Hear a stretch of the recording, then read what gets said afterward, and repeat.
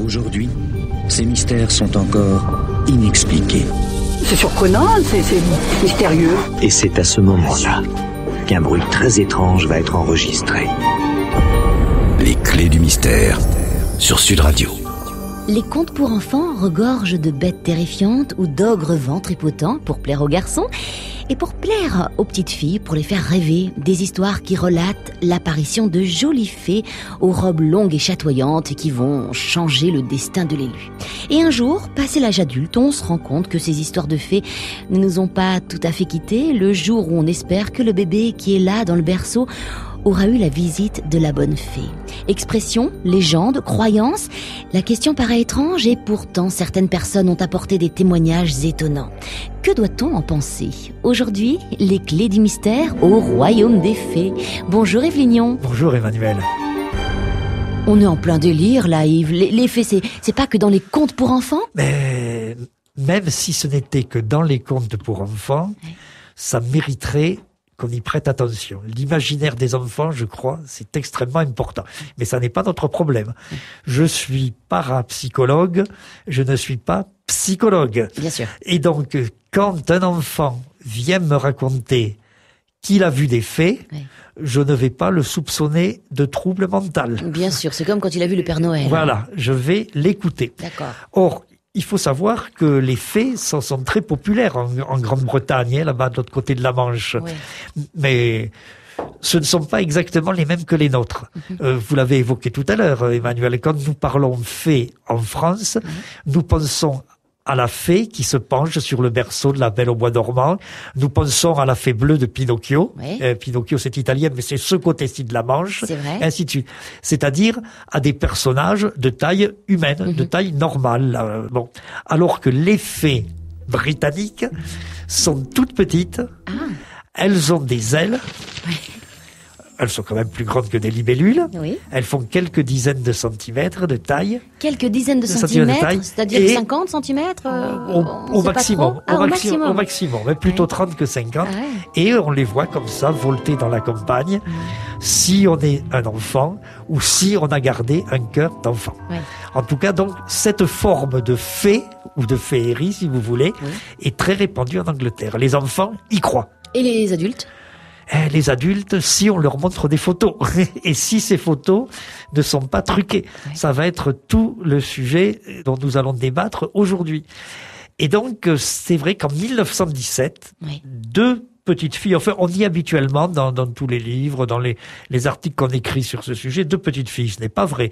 L'une, française, avait 9 ans, c'est une petite fille, mais sa cousine, Elsie, avait 15 ans. Et 15 ans, ce n'est plus l'enfance. Oui, c'est l'adolescence. C'est déjà l'époque où peut-être on ment un peu à papa-maman. On aime bien être un peu intéressant. Oui, c'est ça, à propos de certaines difficultés scolaires, etc., où on leur cache des choses, où on leur cache qui c'est les petites amourettes. Et puis on aime bien toutes ces histoires paranormales, oui, justement. Bien sûr, on les aime bien. Mais c'est vrai que si on doit tricher, je dis ça sans aucune méchanceté, ce sera à 15 ans et pas à 9 ans. Oui. Seulement quand deux cousines, puisqu'il s'agit de deux cousines, sont ensemble et qu'elles reviennent en disant « Papa », au papa d'Elsie, il faut que tu nous prêtes un appareil photo parce que nous avons vu des fées, nous les avons vues à plusieurs reprises, elles n'étaient pas effarouchées, donc nous allons les photographier. Peut-être que les parents devraient prendre ça au sérieux, sans se poser de questions métaphysiques, sans se demander si leur enfant raconte des blagues ou est en train de déraper. Elle me raconte qu'elle a vu des fées, elle me demande l'appareil photo, je le prête. Vous vous doutez bien que ce n'est pas exactement ce qui s'est passé à Cottingley, dans le Yorkshire, en 1917, quand Elsie et Frances ont demandé qu'on nous prête l'appareil photo, on leur a répondu non. Alors heureusement, elles ont insisté. Et donc la photo, évidemment, a pu être faite. Dans un instant, on va rentrer dans les clés du mystère dans cette histoire de Elsie et de Frances. Nous sommes en 1917, nous sommes en Angleterre, deux cousines, Elsie et Frances, 9 ans et 15 ans, disent voir des fées et demandent à leur père un appareil photo pour apporter la preuve. Dans un premier temps, donc, le père refuse, et puis finalement, donc, il va accepter... les photos vont être prises. Oui. Rentrons dans les détails. Premier point à noter, particulièrement intéressant. Nous sommes donc dans la petite ville de Cottingley. Cottingley, c'est le Yorkshire. Et le Yorkshire, c'est déjà un pays de légende. Vous allez me dire, la Grande-Bretagne tout entière est un pays de légende, que ce soit le roi Arthur ou le monstre du Loch Ness, qui n'est peut-être pas légendaire, lui d'ailleurs.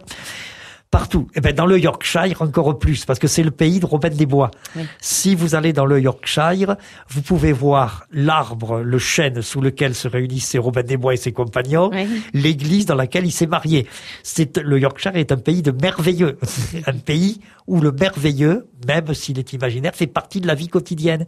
Et donc, Elsie, 15 ans, et Frances, 9 ans, disent qu'elles ont vu des fées. Il est vrai qu'elles sont nourries de ça. Elles sont nourries de ça, un peu comme si elles avaient vu Robin des Bois sous son chêne.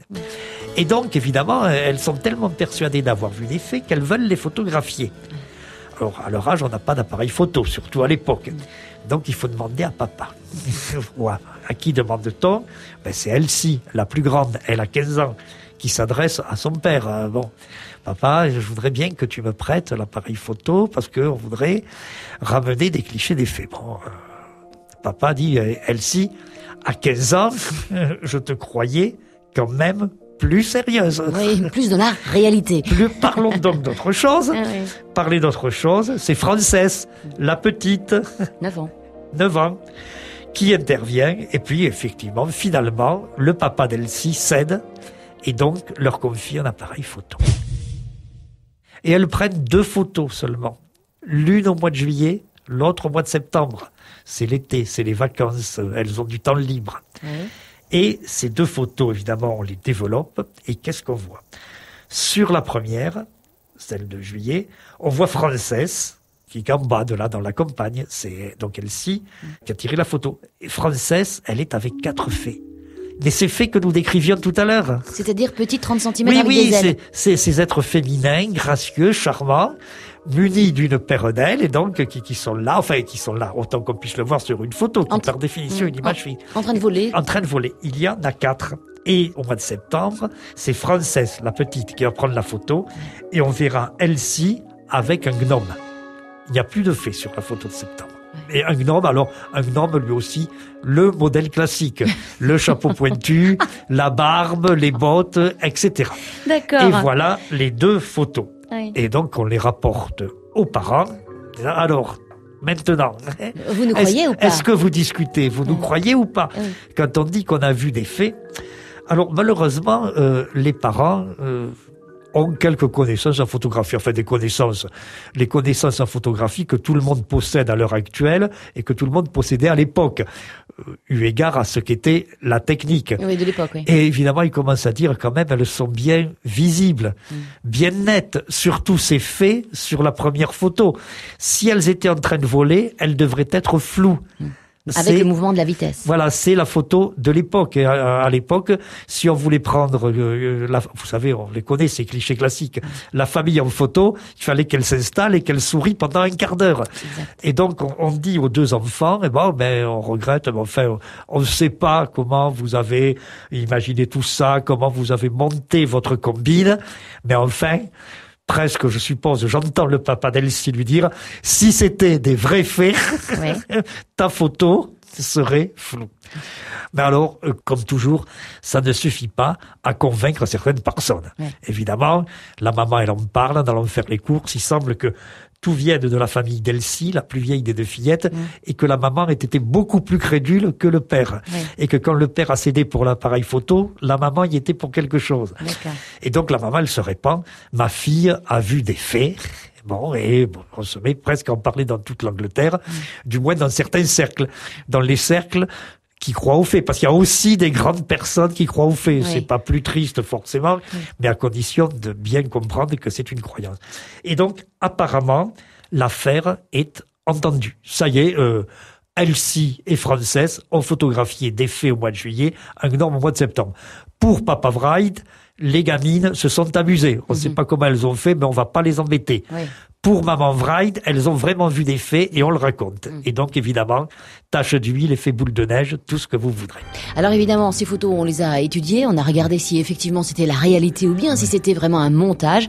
C'est ce qu'on va savoir dans un instant dans Les Clés du Mystère. Paranormal, phénomènes étranges, histoires fantastiques, les clés du mystère sur Sud Radio. On parle des faits avec Yves Lignon dans les Clés du mystère cet après-midi et on parle de ces 2 photos prises en Angleterre au début du siècle, en 1917. Des photos avec des fées et un gnome, des entités donc qui marchent ou qui volent mais qui n'apparaissent pas floues sur les photos. Oui. Et ça, c'est une précision importante. Bien sûr, c'est une précision importante. Donc en un mot comme en 100 000, oui. Étant donné la technique photographique de l'époque, des personnages en mouvement, qu'il s'agisse de fées ou d'un cheval, apparaissaient flous sur les clichés. Bon. Maintenant, il faut bien se souvenir d'une chose essentielle, Emmanuel, dans toutes ces histoires de parapsychologie que nous racontons. C'est vrai qu'il y a souvent trucage. Mais pour avoir la preuve du trucage, il faut toujours soit des aveux, soit un flagrant délit. D'accord. En dehors de cela, on peut soupçonner, mais si on respecte les gens, quels qu'ils soient, que ce soit des gamines qui prétendent avoir photographié des faits, ou que ce soit aujourd'hui un faux médium qui se dit voyant, on doit respecter la présomption d'innocence. Et donc, sans preuve et sans aveu, on ne peut pas dire que le trucage est établi. Mais là, dans l'affaire, les preuves, on peut les avoir. Après tout, si le papa d'Elsie a dit... C'est lui qui le premier a réagi en disant « Vos faits devraient être flous ». Ce n'est que le papa d'Elsie, qu'un amateur.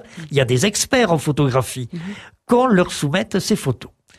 D'autant plus que, comme je le racontais tout à l'heure, on commence à beaucoup parler de l'histoire dans l'Angleterre. Il y a des articles de presse, vous savez, un peu comme aujourd'hui quand quelqu'un voit un ovni. Ouais, et les filles en question, les cousines, là, elles assumaient justement que tout le monde parle que de ça. Oui, puis elles continuaient à mener leur vie de gamine et d'adolescente. Nous avons vu des faits, on l'a dit, on ne nous a pas cru, on les a pris en photo, et ben maintenant ça va. Et donc, effectivement, il commence à y avoir des expertises. Alors, est-ce que les experts n'étaient pas de bons experts? Pourquoi? Je n'en sais rien, moi. Je n'ai pas à expertiser les experts. Mais en tout cas, les conclusions dans l'ensemble, c'est qu'il n'y a pas de trucage. Alors, il y en a certains qui disent, oui, peut-être bien que, etc. Mais il n'y a aucun expert photographique, aucun des grands photographes d'art que l'on consulte, aucun des reporters photos des journaux à qui l'on s'adresse, il n'y en a aucun qui dise de manière ferme, précise et définitive, c'est truqué et voici pourquoi. Alors, on essaie, d'un autre côté, de faire avouer les 2 gamines. Je vous le disais tout à l'heure, il faut soit le flagrant délit, soit les aveux du coupable. On essaie de faire avouer les 2 gamines. Mais de ce côté-là, Rien, d'accord. Elles assument. Une fillette. Elles restent sur leur position. Une fillette ou une adolescente entêtée, vous savez ce que c'est en France. Alors imaginez en Angleterre. Et donc, par conséquent, les gamines refusent d'avouer, de reconnaître quoi que ce soit. Et donc, les choses continuent leur train. On parle de ça. Il y a des gens qui disent, ça y est, on a la preuve que les faits existent. Il y en a d'autres qui racontent, ces 2 gamines commencent à nous énerver avec leurs photos truquées. Bien sûr. Mais le problème reste définitivement ouvert. Et pendant des mois et pendant des années? Pendant 3 ans. Ok. Jusqu'en 1920. Et là, en 1920, il y a un événement qui va se produire et qui, dans cette histoire, est un moment de bascule. C'est l'intervention de Sir Arthur Conan Doyle. Qui était Arthur Conan Doyle? C'était un personnage en Angleterre, c'est le père de Sherlock Holmes. Évidemment. C'est donc l'écrivain célèbre, riche, et vraiment que tout le monde connaît et que tout le monde respecte. Alors qu'est-ce qu'il vient faire Conan Doyle donc dans cette histoire de fées avec ses 2 petites cousines? Eh bien écoutez, nous allons voir ça dans un instant. 1917, nous sommes en Angleterre, dans la région du Yorkshire. 2 cousines, 9 ans et 15 ans, montrent des photos avec des fées qui volent et un gnome qui marche. L'affaire est prise au sérieux, en Angleterre on en parle beaucoup, et 3 ans plus tard arrive Conan Doyle, donc le papa de Sherlock Holmes. Qu'est-ce qu'il vient faire dans cette histoire? Oui, parce que Conan Doyle, Sir Arthur Conan Doyle, n'était pas seulement écrivain, n'était pas que le papa de Conan Doyle. Et il était aussi l'auteur de romans historiques qui présentent un très grand intérêt. Vraiment, il avait beaucoup produit. Mais c'était, et en particulier à cette époque-là, c'est un détail très important, un spirit fervent et militant. Et donc, il cherchait tous azimuts, et en utilisant sa fortune aussi, a prouvé bien qu'effectivement, il y avait autre chose que le monde matériel. Et que les esprits existaient bien. Non, les esprits existaient bien. C'était, je dirais, une autre partie de sa démarche. Lui, il voulait montrer, dans ces années 1920, que le monde n'était pas que matériel. Autrement dit, qu'il pouvait y avoir des faits. Oui, et qu'il y avait de l'immatériel. Voilà. Les esprits, c'était un problème particulier dans le cadre de sa démarche.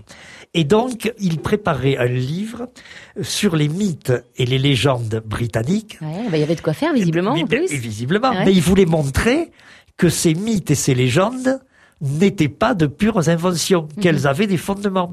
Or, il y a beaucoup de légendes qui font intervenir les faits, notamment dans le cycle de la table ronde. Et il y a des faits. Et donc, évidemment, cette histoire, c'était du pain béni pour lui. Bien sûr. À partir du moment où les photos étaient authentiques, il faisait avancer sa cause. Et donc, il s'intéresse de très près à cette affaire dès qu'il en a connaissance. On a pris des photos de faits à Cottingley. Seulement, si Conan Doyle était un personnage à la personnalité très complexe, si parfois il était d'une grande naïveté, tout en ayant inventé Sherlock Holmes, d'autres fois, il était d'une extrême rigueur. Il savait se montrer lucide et rationaliste tout en croyant aux esprits. Et donc, effectivement, quand il étudie froidement le dossier, il constate, comme d'autres, d'autant plus que lui aussi était photographe amateur, encore une fois, que sur la fameuse première photo, celle des faits, il y a bien 4 faits, mais elles ne sont pas floues. Voilà. Mais, en même temps, il est dans la démarche que j'évoquais tout à l'heure. On n'a pas de preuve que ce soit truqué. Oui. Tout laisse à penser que ce doit être truqué, oui. mais on n'a pas la preuve. Qu'est-ce qu'il faut faire? Eh ben, il faut prendre d'autres photos. Donc, il rencontre... Là, on est 3 ans après. Oui, 3 Donc, ans après. Pendant 3 ans, les cousines ont dit il voir rencontre encore les... Frances qui a 12 ans, oui. Elsie qui en a maintenant 18. Oui. Et il leur dit, écoutez, mais ça montre aussi à quel point Conan Doyle était quelqu'un de bien. Il leur dit, écoutez, moi, je vous fais confiance. Vous dites que vous avez pu photographier des faits, vous savez dans quel coin de la campagne ça se passait, donc logiquement les faits y sont toujours, même si vous avez grandi. D'accord. Et donc vous pouvez de nouveau les photographier. Seulement c'est moi, Conan Doyle, puisque j'en ai les moyens, qui vais vous confier des appareils photographiques, des appareils très chers, très perfectionnés, et c'est vous, Elsie et Frances, qui allez vous en servir. Et on verra bien ce que ça donnera. Alors, est-ce que les faits sont réapparus? Eh bien, écoutez, c'est à suivre dans un instant et dans les clés du mystère. Sud Radio, les clés du mystère. Aujourd'hui, dans les clés du mystère, nous parlons des fées qui volent, des gnomes qui marchent. Nous sommes en Angleterre, nous sommes au début du siècle 1920. 2 cousines, donc 2 Anglaises, disent avoir vu les fées et les gnomes 3 ans avant. Et Conan Doyle, le papa de Sherlock Holmes, qui s'intéresse beaucoup au mouvement spirit et donc à tout l'immatériel, décide d'aller voir donc les cousines et de leur confier son appareil photo. En leur disant, voilà, allez les filles, maintenant vous avez 3 ans de plus, donc 18 ans et 12 ans, allez-y, partez dans la campagne à la recherche des faits. Oui. Conan Doyle qui est un personnage, il faut le répéter, c'est important, à la fois très rigoureux puisqu'il a inventé Sherlock Holmes en tant qu'homme de lettres, et quelquefois dans la vie courante extrêmement naïf. Mais en tout cas, moi je trouve magnifique cette idée d'avoir fait confiance aux 2 fillettes, qui n'étaient plus des fillettes, mais qui maintenant allaient vraiment vers l'adolescence. De leur faire confiance, de leur dire voilà, l'appareil, il est super perfectionné. Allez-y prendre des photos. Retournez à la rencontre des faits. Moi, je ne vous regarde pas avec des yeux noirs. Oui, mais en même temps, bon, c'est mon appareil photo et vous allez utiliser le mien, quoi. Ah oui, mais justement, c'est tout Conan Doyle. Oui, allez. Je vous fais confiance, mais c'est mon appareil photo et je ferai faire les développements vraiment par un spécialiste. D'accord. Et donc, Elsie et Frances prennent l'appareil photo de Conan Doyle et quelques temps plus tard lui disent, ben voilà, on a 3 autres photos. Nous étions au mois d'août 1920. 3 autres photos, et donc avec les 2 premières, celle de 1917, ça constitue bien les 5 fameuses photos des faits de Cottingley qu'on peut voir sur Internet. Alors ces 3 photos, Conan Doyle se précipite, les fait développer par Harold Snelling, qui est donc un grand spécialiste, qui est un expert réputé en photographie de l'époque. Et qu'est-ce qu'on voit? Sur les 3 photos, 2 représentent les fillettes avec 2 faits. Oui. Et la troisième montre 3 faits. D'accord. Mais sur les 2 premières, on retrouve absolument le problème que nous avons soulevé à plusieurs reprises. Comment, même avec un appareil haut de gamme payé par Sir Arthur Conan Doyle, comment, étant donné ce qu'est la technique de la photo en 1920, ces faits qui bougent ne sont-elles pas flous? Et la dernière photo est encore plus intrigante, puisque là, on a vraiment l'impression que les personnages sont en mouvement et que c'est un instantané. Parce qu'on a l'impression, diront les experts, qui vont examiner ces 3 photos et surtout la 5e pendant des années et des années, jusqu'à ces derniers mois presque. Oui. Là, on a vraiment l'impression que la dernière photo est un instantané, comme on ne savait pas en faire à l'époque. Bon. Et je vous dis, c'est l'équivalent d'un cheval au galop. On ne savait pas faire ça. D'accord. Et donc, cette 5e photo commence par poser problème. En tout cas, Conan Doyle publie un livre dont je conseille la lecture parce qu'il y a eu une traduction française très très récemment. On a attendu plus de 50 ans, plus de 60 ans même pour le traduire en français. Ça s'appelle « Les faits sont parmi nous ». Oui. Et un livre qui est extrêmement équilibré. Un livre dans lequel il ne cherche pas à convaincre. Très bien. Il dit « Moi, j'ai mes convictions, mais elles ne se basent pas seulement sur ces histoires de faits. Je vous livre mon enquête, prenez-en connaissance et je ne cherche pas à prouver quelque chose. » C'est un petit peu ce que vous faites tous les après-midi sur Sud Radio, ah bon, Lignon. Ah bon, vous savez que par ailleurs, j'ai une certaine admiration pour Conan Doyle. Non, on cherche pas à convaincre, on vous met les faits sous les yeux. Et les faits, AITS, et les faits, EES. Et donc, ce livre est remarquable. Et donc, il est publié en 1921, et les discussions, et puis vous savez que ces sujets paranormaux, ça commence par la discussion, ça finit par la polémique, et on termine roulé dans le caniveau quand on n'est pas d'accord. Donc la discussion repart, et elle va durer des années. Oui. Dans un premier temps, évidemment, d'autres personnes interviennent, dire on va faire comme Conan Doyle. Tenez, Elsie, Frances, est-ce que vous acceptez qu'on vous confie un appareil photo? Et là, en août 1921, elles expliquent toutes les deux, c'est magnifique, non, nous avons grandi, et maintenant les faits ne viendront plus nous voir. Je ne sais pas si c'est vrai, je ne sais pas si c'est faux, mais franchement, c'est très joli. Et en tous les cas, c'est comme ça qu'elles s'en seront débarrassées de cette histoire. Voilà. Est-ce qu'il y a eu trucage ou pas? La suite dans un instant. On est dans le dénouement de l'histoire. Yves Lignon, les faits de Cottingley, c'est ça. Nous sommes en Angleterre, dans le Yorkshire, donc quelques années plus tard. Les filles, les cousines qui disent avoir vu quelques années auparavant des fées et des gnomes semblent dire, bon écoutez, maintenant on a grandi, on pourra plus les voir. C'est une façon de se débarrasser de l'histoire. Ça peut être une façon de se débarrasser de l'histoire. Oui. En tout cas, le résultat, c'est que la discussion autour de ces photos a continué pendant 60 ans. Ah, quand même. A continué pendant 60 ans. Presque on continue. Et encore une fois, on était dans une situation qui est assez classique. On avait d'excellentes raisons de supposer le trucage. On n'avait pas la preuve du trucage. Et puis, Elsie et Frances ont vieilli.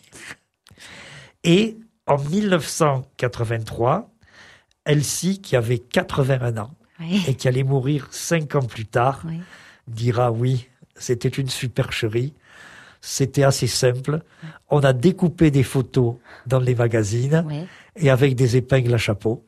Et ça permettait de comprendre effectivement pourquoi les photos étaient si nettes. Et donc, elle dit cela pour les 5 photos. Et elle envoie une lettre à un expert qui se nomme Geoffrey Crowley, qui donc reçoit cette lettre, reprend les 5 photos et dit cette explication à propos de figurines découpées, d'accord pour 4 photos, mais pas pour la 5e. Et qu'est-ce qu'elle a la 5e et qu'est-ce que ça peut vouloir dire? La 5e, Geoffrey Crowley déclare que le trucage avoué par Elsie ne suffit pas à expliquer la 5e photo, celle qui s'appelle le bain de la fée. Le bain de la fée. Et qu'est-ce qu'on y voit sur cette photo? On y voit une fée. Il y a, je crois, une seule fée qui est en train de s'agiter et malgré l'aveu d'Elsie, l'expert dit non. Vous nous racontez que vous avez découpé dans un magazine et même Elsie donne des précisions. Elle dit, je les ai découpés dans un magazine et c'était des personnages illustrant une publicité pour des lampes de chevet. Oh, c'est pas vrai. Si. Mais ça ne suffit pas. Oui. Il y a 4 photos truquées. Alors, au jour d'aujourd'hui, au moment où nous parlons, il n'y a pas d'ambiguïté. Et il y en reste une 5e qu'on n'explique pas. Parce que Frances, elle, était encore vivante. Elle était plus jeune. Elle est morte seulement en 1986. Et elle persistera jusqu'à sa mort à dire oui. Elle s'y a avoué. Mais dans le fond, elle en a trop fait. En disant que les 5 photos étaient truquées. Moi, je suis d'accord. J'avoue aussi. Mais pour 4 photos. Et jusqu'à sa mort, elle dira sur la 5e, nous avons photographié une fée parce que nous avons vu une fée. Alors, qu'est-ce qu'il faut penser de tout ça? Oui, que faut-il croire? Qu'est-ce qu'il faut penser de tout ça? Bon, encore une fois, gardons l'esprit froid. Constatons que si on s'en va raconter sur Internet, sur Wikipédia ou ailleurs, tout était truqué, c'est exagéré. D'accord. C'est exagéré. Constatons qu'il existe parmi ces photos une photo qui reste un mystère. Qui reste un mystère. Ce n'est pas une honte scientifiquement que de dire il y en a une qui est encore inexpliquée. Il ne faut pas jeter systématiquement les faits avec l'eau des photos. D'autant qu'une des cousines a dit d'accord pour les 4 photos, mais la dernière non. Oui, donc, c'est quand même extraordinaire. Et puis, moi, je me permettrais de dire qu'il faut quand même essayer de faire des parallèles, d'établir des liens. Simplement, toute une catégorie de témoignages en ufologie, vous savez, les ovnis, parlent d'humanoïdes de petite taille. Et bien avant l'effet de Cottingley, bien avant que l'appareil photo soit inventé, il y avait des gens qui témoignaient avoir croisé des gnomes ou peut-être des humanoïdes de petite taille. Tout ça, ça fait partie du problème et ça montre bien, à mon avis, qu'à travers l'aventure de petites filles qui voulaient peut-être s'amuser, eh bien, on a ouvert une porte, vraiment, et derrière la porte, la première chose qu'on voit, c'est malgré tout, à cause de la 5e photo, un énorme point d'interrogation. Et derrière cette porte, peut-être qu'au fond, il y a une petite fée, d'ailleurs extrait de Peter Pan, et on restera sur cette phrase. Chaque fois qu'un enfant dit « je ne crois pas aux fées », il y a quelque part une petite fée qui meurt. Cette émission est podcastable bien sûr sur le site internet sudradio.fr. On vous donne rendez-vous demain entre 13h30 et 14h30. 13h30, 14h30. Les clés du mystère sur Sud Radio.